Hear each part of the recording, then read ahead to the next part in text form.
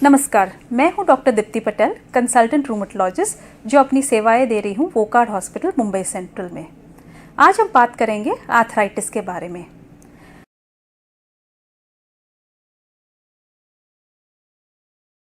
Arthritis यानी कि हम सरल भाषा में बोले तो ऐसी बीमारियां जो जोड़ों को प्रभावित करती है। लोग अक्सर मानते हैं कि आर्थराइटिस बुढ़ापे की बीमारी है, लेकिन क्या आप जानते हैं कि 100 से भी ज़्यादा प्रकार के अलग अलग आर्थराइटिस होते हैं और ये बच्चों तक को हो सकते हैं।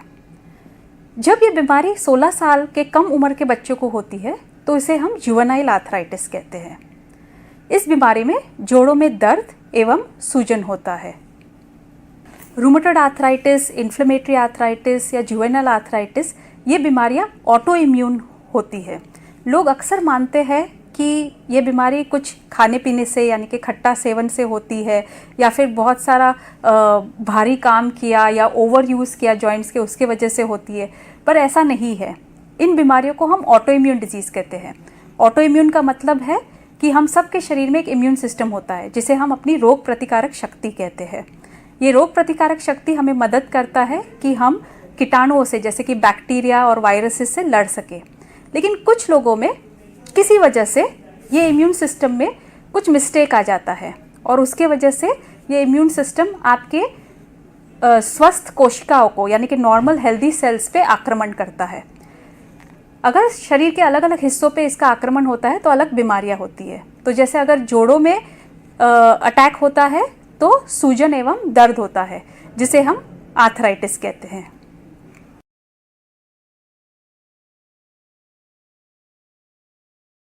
हमेशा कहती हूँ कि आर्थराइटिस का निदान और उपचार समय से होना चाहिए। जितना जल्दी हम इसको डायग्नोस करेंगे और ट्रीटमेंट स्टार्ट करेंगे तो उसके दो फायदे हैं। एक, जल्द से जल्द दर्द, सूजन ये सब पीड़ाओं से आपको छुटकारा मिलता है। दूसरा, अगर हमने इसका इलाज सही से नहीं किया तो ये आने वाले वक्त में जो सूजन है वो बढ़ के आपके जोड़ों को डैमेज भी कर सकता है और फिर ये जो डैमेज रहता है वो परमानेंट होता है। इसलिए अगर हम बहुत ही जल्दी शुरुआत करें और उसको अच्छा इलाज कर पाए तो ये सारे कॉम्प्लिकेशन से हम बच सकते हैं। आर्थराइटिस का निदान और उपचार समय पे करना बहुत ज़रूरी है। अगर आपको ऐसा लगता है कि ये सारे लक्षण हैं तो एक रूमेटोलॉजिस्ट से संपर्क करें। वो आपसे कुछ सवाल करके आपकी जांच करके कुछ टेस्ट करेंगे। वो जांच हो सकती है खून की जांच जिसमें हम देखते हैं सीबीसी। वो हमको दिखाता है कि अगर आपका हीमोग्लोबिन कम है। इसके साथ साथ हम ईएसआर और सीआरपी नाम के मार्कर्स चेक करते हैं। ये दिखाते हैं कि बॉडी में सूजन की लेवल कितनी है। इसके साथ साथ हम कुछ रूटीन टेस्ट भी करते हैं जैसे लिवर की टेस्ट, किडनी की टेस्ट, ताकि अगर हम दवाइयाँ देना चाहे तो हमें पता चले कि बेसलाइन लिवर और किडनी नॉर्मल है। द मेन टेस्ट आर्थराइटिस की होती है कुछ एंटीबॉडी टेस्ट जिसको हम एंटी सीसीपी या एंटी न्यूक्लियर एंटीबॉडी के साथ जानते हैं। तो ये टेस्ट जो है वो आप अपनी डॉक्टर के सलाह पे कर सकते हैं। इसके साथ साथ कभी हमें ज़्यादा इन्फॉर्मेशन अगर पानी है तो हम एक्सरे, अल्ट्रासाउंड स्कैन या एमआरआई स्कैन का भी सहारा लेते हैं। सो इन सब इन्वेस्टिगेशंस से हम एक डायग्नोसिस कंक्लूड कर पाते हैं।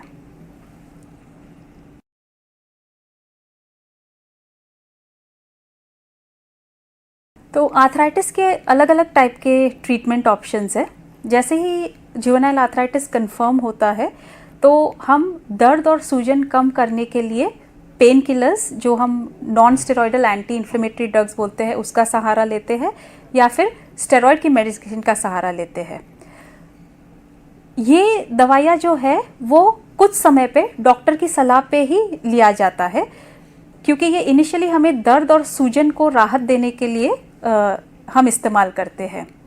लेकिन इसकी जो मेन ट्रीटमेंट है उसको हम इम्यूनोसप्रेसिव ट्रीटमेंट बोलते हैं, यानी कि जो इम्यून सिस्टम प्रभावित होने की वजह से आपको ये बीमारी है तो उसको सप्रेस करने के लिए हम कुछ खास दवाइयाँ देते हैं, तो उसे हम इम्यूनोसप्रेसिव दवाइयाँ कहते हैं।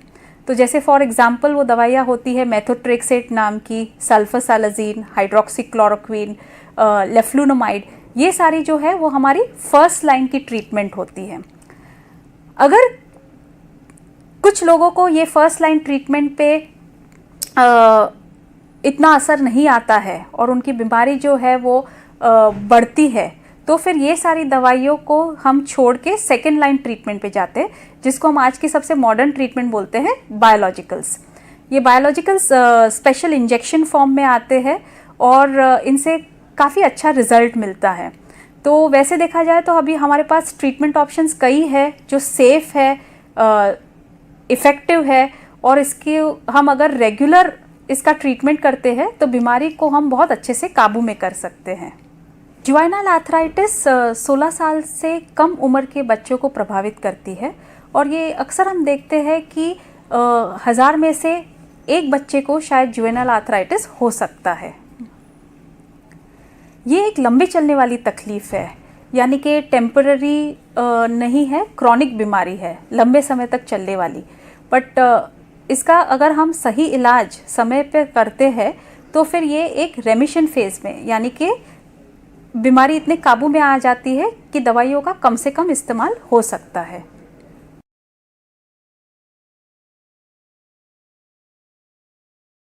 जिन बच्चों को जुवेनाइल आर्थराइटिस है उनके माँ बाप को ये भी सवाल आता है कि क्या उन्होंने अपने जोड़ों का ज़्यादा इस्तेमाल करना चाहिए, फिज़िकल एक्टिविटी या गेम्स में पार्टिसिपेट करना चाहिए। तो इसका जवाब है यस, वो एक कम्प्लीटली नॉर्मल लाइफ जी सकते हैं, बट आपके लक्षण पे ध्यान रखिए। अगर वो बच्चा जो है एक फ्लेयर अप सिचुएशन, यानी कि आपके जोड़ में तभी बहुत ज़्यादा दर्द है, सूजन है, तो तभी आपको रेस्ट लेना चाहिए और दवाइयों की मदद लेनी चाहिए। लेकिन जब आपके जोड़ में दर्द नहीं है, सूजन नहीं है, तभी आप फिज़िकल एक्टिविटी करेंगे तो इससे आपके मसल स्ट्रॉन्ग होंगे और वो एक्सरसाइज डेफिनेटली आर्थराइटिस के लिए बेहतर है।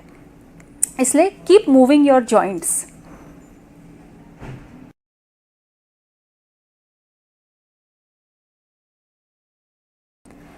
जुवेनाइल आर्थराइटिस जोड़ों में चोट लगने से या इसका इस्तेमाल ज़्यादा करने से नहीं होती है, ये एक ऑटो इम्यून बीमारी है।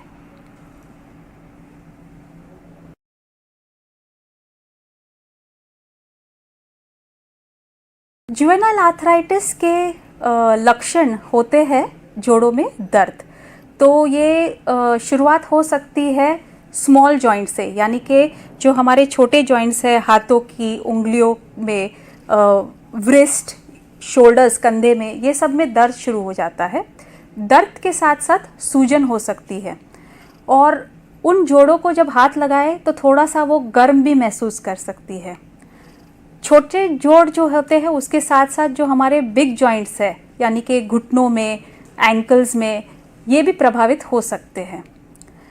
जोड़ों में दर्द और सूजन के साथ एक जकड़न होती है। ये जकड़न जो होती है वो महसूस होती है सुबह के समय में सबसे ज़्यादा।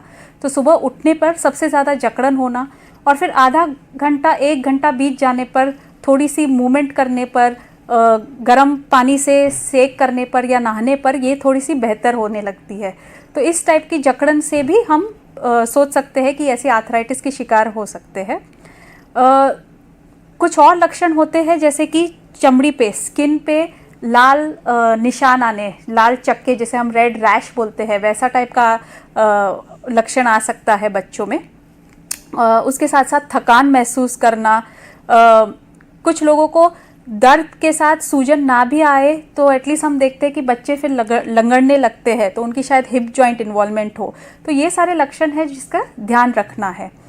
इसके साथ साथ वो बुखार भी एक लक्षण है इसका। तो बच्चों में होने वाला बुखार जो कुछ हफ्ते से चलता हो, यानी कि हफ्ते दर हफ्ते आता है जाता है और उसका कोई कॉज नहीं मिल पा रहा है, तो डेफिनेटली आर्थराइटिस के लिए इसकी जांच होनी चाहिए।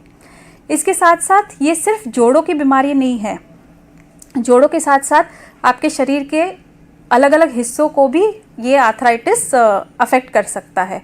तो जैसे आपके लंग्स में, फेफड़ों में ये सूजन कर सकता है, हार्ट में, हृदय के अराउंड जो हमारा लाइनिंग रहता है वहाँ पे भी सूजन कर सकता है। तो इसलिए बहुत ज़रूरी है कि इसके हम लक्षण पहचानें और समय पे इसका निदान और उपचार करें।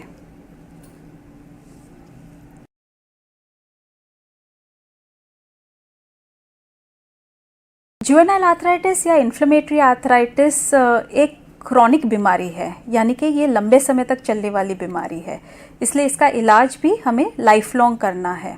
बट इससे हमें मायूस नहीं होना है, क्योंकि अक्सर हम देखते हैं कि बहुत ही जल्दी अगर हम ट्रीटमेंट स्टार्ट करते हैं तो ये बीमारी पूरी तरह से काबू में आ जाती है।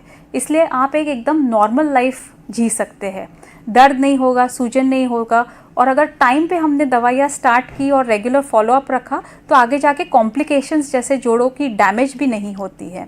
इसलिए अगर आप ट्रीटमेंट सही समय पे स्टार्ट करके उसका रेगुलर फॉलोअप करें आपके रूमेटोलॉजिस्ट के साथ, तो आपको आने वाले सालों में परेशानी नहीं होगी।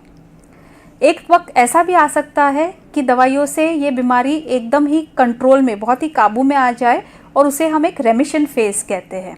उस फेज़ में आप अपनी डॉक्टर के साथ बात करके दवाइयों को कम से कम इस्तेमाल कर सकते हैं, या फिर एक ब्रेक भी ले सकते हैं, बट ये हमेशा डॉक्टर की सलाह से होना चाहिए।